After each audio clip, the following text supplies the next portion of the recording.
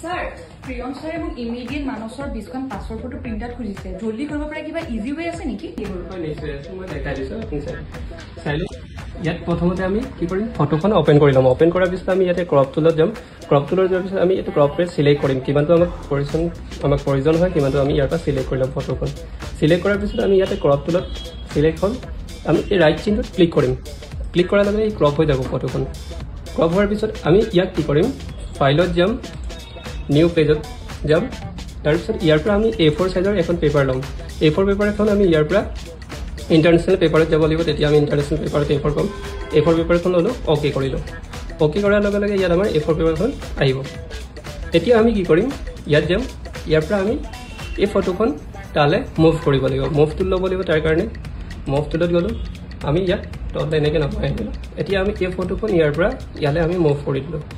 move কৰাৰ পিছত ইয়াক আমি সাইজটো অলপ ডাঙৰকৈ আহিছে আমি সৰু কৰি ল'ম তাৰ কাৰণে আমি শৰ্টকাট ইউজ কৰিব পাৰোঁ Ctrl C তেতিয়া আমাৰ এই বৰ্ডাৰটো শ্ব' কৰিব আৰু আমি ইয়াক সাইজত মিলাই ল'ম কিমানটো লাগে আমি তাৰপিছত আমি ইয়াক কনফাৰ্ম কৰি দিম এতিয়া আমি ইয়াত কপি কৰিম কপিৰ কাৰণে আমি কি কৰিম শৰ্টকাট ইউজ কৰিম আমি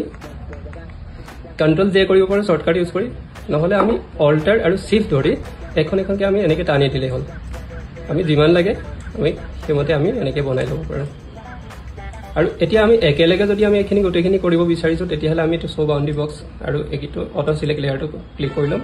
ক্লিক কৰাৰ পিছত আমি এইখিনি এডজাষ্ট কৰি ল'ম ইয়াতে ধুনীয়াকৈ আমি সমানকৈ মিলাই ল'ম মিলোৱাৰ পিছত আমি কি কৰিম ইয়াক একেলগে আমি চিলেক্ট কৰিম এনেকৈ চিলেক্ট কৰাৰ পিছত কণ্ট্ৰল ধৰি ই বাটনটো প্ৰেছ কৰিম তেতিয়া মাৰ্জ হৈ যাব গোটেইখিনি একেলগ হৈ যাব তাৰপিছত আকৌ অল্টাৰ শিফ্ট ধৰি আমি তললৈ এনেকৈ এটা এটাকৈ টানি দিম আমাক যিমানটো লাগে আমি সেইমতে আমি বনাই ল'ব পাৰোঁ